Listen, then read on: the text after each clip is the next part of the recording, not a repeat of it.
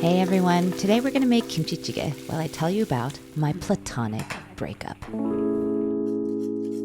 Have you ever been dumped by a friend? Like one day you guys are BFFs and the next day they never want to talk to you again?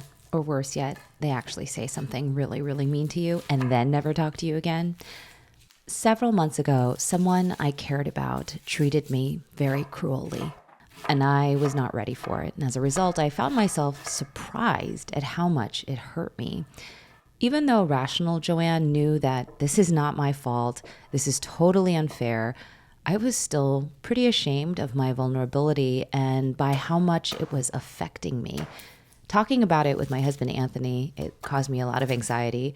I was already really raw, and if he said the wrong thing unintentionally, I was afraid I would not only get injured, but that I would totally fall apart.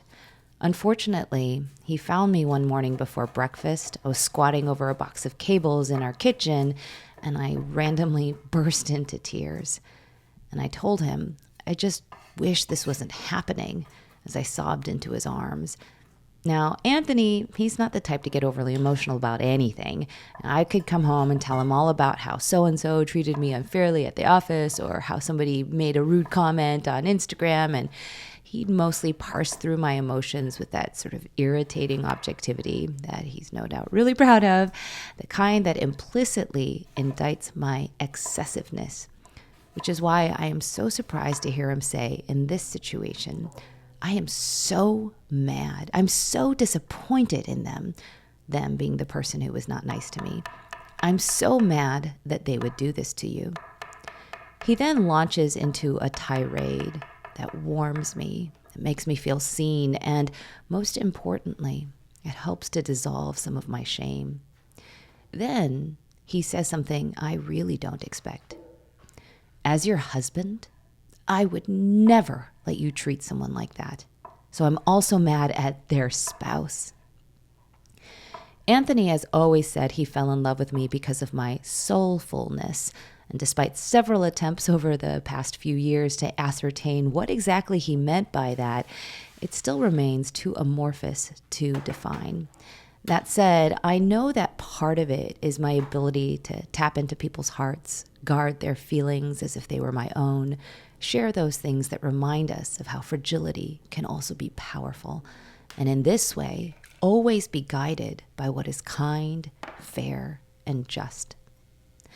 Thus, if he saw me act in a way that was totally opposed to the woman he'd fallen in love with, without checking me, it would mean he no longer respected me, that he no longer saw me. When we are in pain, sometimes we can bleed beyond the contours of who we are, the outline we have spent decades etching around our bodies. And the truth is, there will be times when we're too battle-sore to do much about it. Boundaries we once deemed too sacred to cross, integrity we believed too resolute to fail, will begin to shudder before they collapse altogether. So that morning when Anthony found me crying over a box of cables, he pulled me up and I buried my face into his t-shirt. He's wearing this old running shirt, and through it, the scent of him drifts into me. I'm reminded of how much he loves the smell of my hair, even if it's been a minute since I've showered. He once told me that he liked the way his pillowcase smelled if I, quote, shared his pillow overnight. Perhaps this is part of how we always remember who we are. Take care to define where Joanne ends and Anthony begins, while allowing our scents to mingle lest we forget. He hoists me up onto my feet and with a pat on my tush proclaims, it's Wordle time.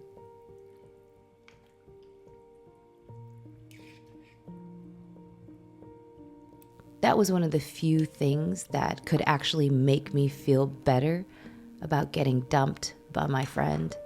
My friend and I, if you can even call that person my friend anymore, we haven't talked.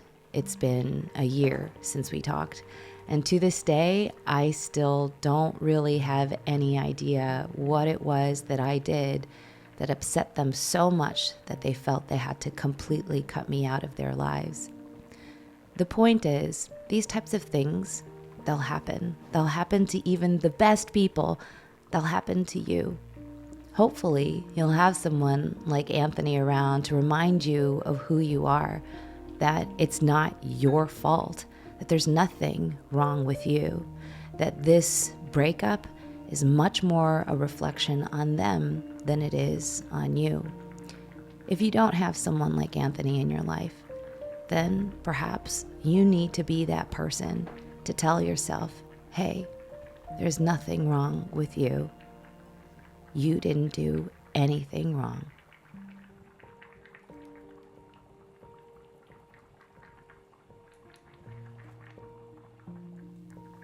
Anyways, guys, I hope you enjoyed this video. Hopefully you'll be making some kimchi chigae soon. If you did, please do me a favor and hit the like button below. Leave a comment on what you want to hear about next. And if you haven't already, please do subscribe because I continue to post these on a weekly basis. Otherwise, have a lovely and wonderful day.